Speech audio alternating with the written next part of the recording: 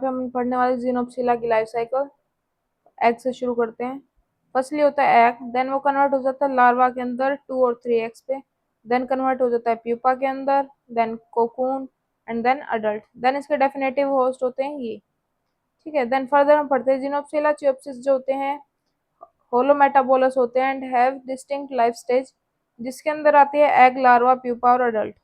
Then egg के अंदर आता है flea eggs are void in shape, smooth surface होती है, सिंगली एग ले करते हैं आइदर द होस्ट और more commonly in the nest क्या करते हैं, सराउंडिंग करते हैं environment of the host. Egg stage generally adapted होती है to relatively high humidity and females में produce up to 6 eggs daily, as many as 300 to 400 eggs during a lifetime. Then eggs जो है जनरली फुली डेवलप्ड होते हैं approximately 2 weeks के अंदर। Eggs are up to 0.05 millimetre in size हो सकते हैं and likely contain nutrients from the mother. Then larva के बारे में पढ़ते हैं। लार्वा स्टेज हैच होती है from the egg stage. Fleas have 3 instars of increasing stage present है, जिसकी रेंज होती है 0.5 से 3 मिलीमीटर।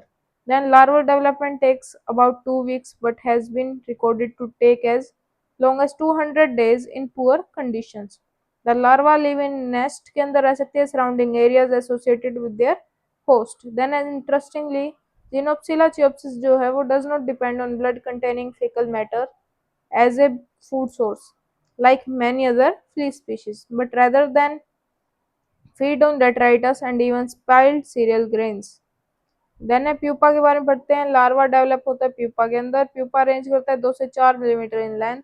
प्यूपा जनरली पेल और लाइट ब्राउन इन कलर हो सकता है। फ्ली प्यूपा जो है एनकेस्ड होता है silicon cocoon adorned with small sand size particles and dirt from the surrounding environment.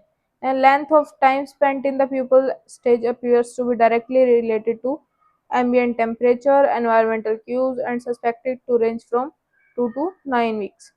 Then these cues include करती है vibrations, chemical cues, detect करते हैं sensilium, specialized sensory organs located होते हैं posterior part of the abdomen that may be used to detect ambient conditions or mating cues.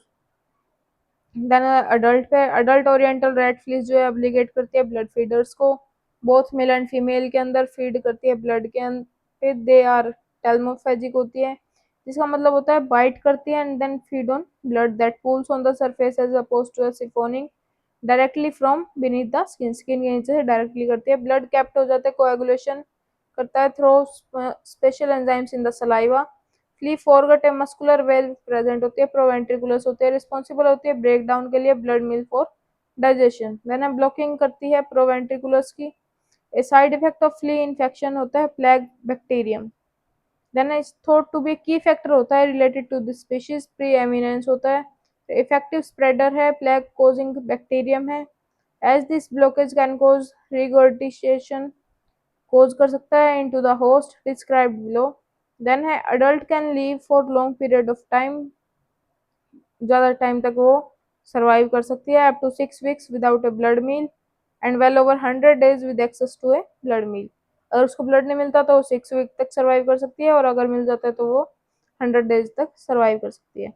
Oriental red flee जिसको हम जीनोप्सिला चियोप्सिस बोलते हैं, इसको हम ट्रॉपिकल रेड फ्ली भी बोलते हैं और रेड फ्ली भी बोलते हैं। पैरासाइट होता है, रोडेंट्स होता है, प्राइमरली जीनस रेटस होता है, प्राइमरली वेक्टर है for bubonic plague and murine typhus. Occur करता है when a flea fed on a infected rodent, bite करता है ह्यूमन को, although this flea can live on the warm blooded mammal.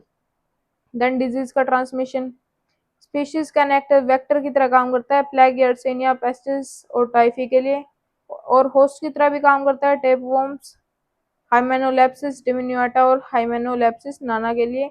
Disease can be transmitted from one generation to fleas to the next through the eggs. तो इस video में इतना ही। Please like, comment, share and subscribe.